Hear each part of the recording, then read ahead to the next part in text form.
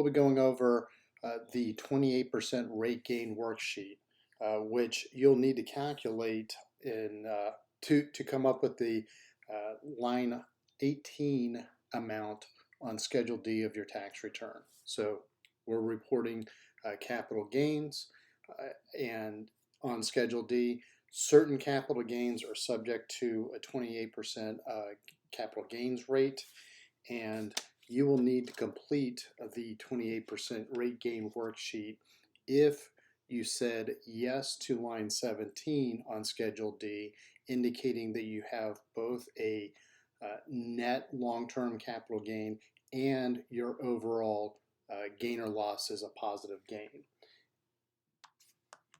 And you did either of the following. You claimed a Section 1202 exclusion from the sale of a qualified small business stock, or if you completed Part 2 of IRS Form 8949 that shows a collectibles gain or loss.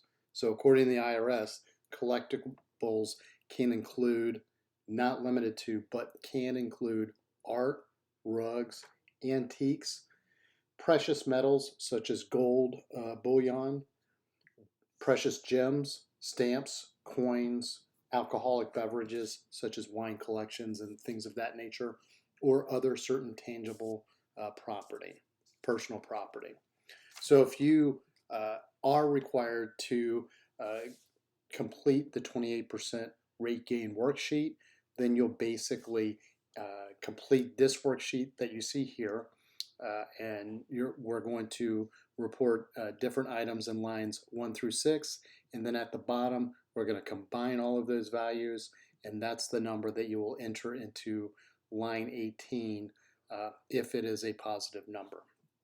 So in line 1, we're going to enter any collectibles gain or loss from items that were reported on IRS Form 8949 as a long-term capital gain.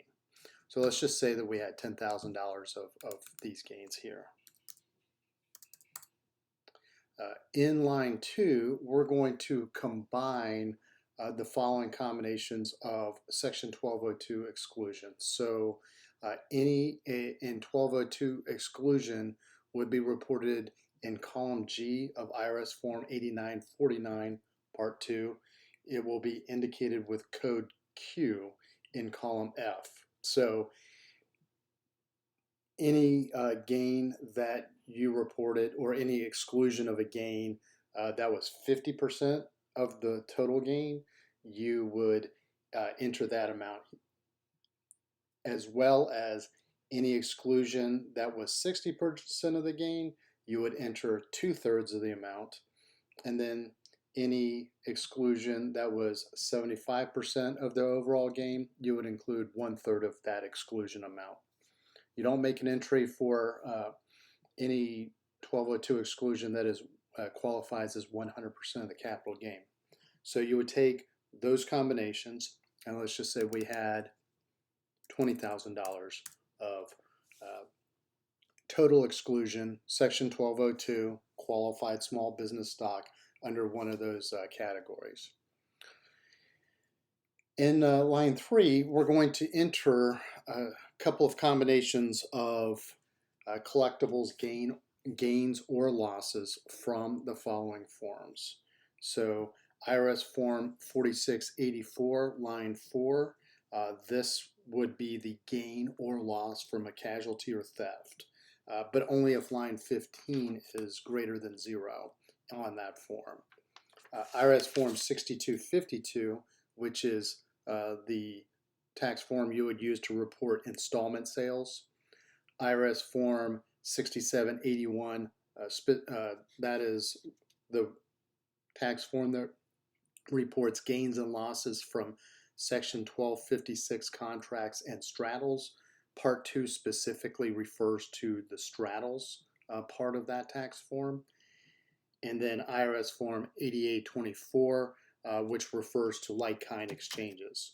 So the combination of all of your collectibles gains or losses from those tax forms you would enter here. So let's just say we had a total of $5,000 of net gain from all of those tax forms. Next, we're going to go to line 4. So in line 4, we're going to enter the total of any collectibles gain that was reported to you, either on Form 1099 DIV Box 2D. So if you received dividend income and the issuer gave you a Form 1099 DIV, Box 2D refers to collectibles gain at the 28% tax rate. So if there's a value in there, you would include that. Form 2439, Box 1D, this specifically is the tax form referring to undistributed long-term capital gains. And then Box 1D in that form refers to 28% collectibles gains. And then any collectibles taxed at the 28% gain rate that would be reported on Schedule K1 from a partnership, an S corporation, a state, or a trust. So any K1s that you receive, any 1099s that you receive, any notice of undistributed long-term capital gains that are in themselves reporting collectibles gains taxed at the 28% tax rate, you would enter into this line item. So let's just say the combination of all of those is $5,000. In line 5, you're going to enter, in line 6, you'll enter these two as losses as applicable. So any long-term capital loss carryovers that you would find on line 14 of your Schedule D, or that are reported to you on Schedule K1, specifically as reported to you from a state or a trust on Form 1041, that would be in Box 11, marked with Code D. So if you had long-term capital loss carryovers, you would enter them here. Let's just say we have $5,000 of those. Line 7 of your Schedule D, that's referring to your short-term capital losses, so you can enter that here, and that will help offset anything that is taxed at the 28% gains rate. Now that we've got all of the information in this worksheet that's been reported to us on these different tax forms, we simply combine the values, and if it's more than 0, then that's the amount that we'll enter in line 18 on your Schedule D. So up here we've got the $10,000 cancels out with this $10,000, this $5,000 cancels out with this, and we've got basically 20 plus $5,000, so for a net of $25,000, that would be the value that we then turn around and enter into line 18 of Schedule D. That's all we have for this video. We're going to put links to all the articles that were referenced in the show notes, as well as in the Schedule D itself. So you'll see the reference to Schedule D, you'll see all of the links to these different forms and articles in the show notes. So if you like our articles, please subscribe to our newsletter. And if you like our YouTube videos, please subscribe to our YouTube channel. As always, if you have any questions or comments, please post them in the comment section. I'll answer them to the best of my ability. Thank you very much and have a great day.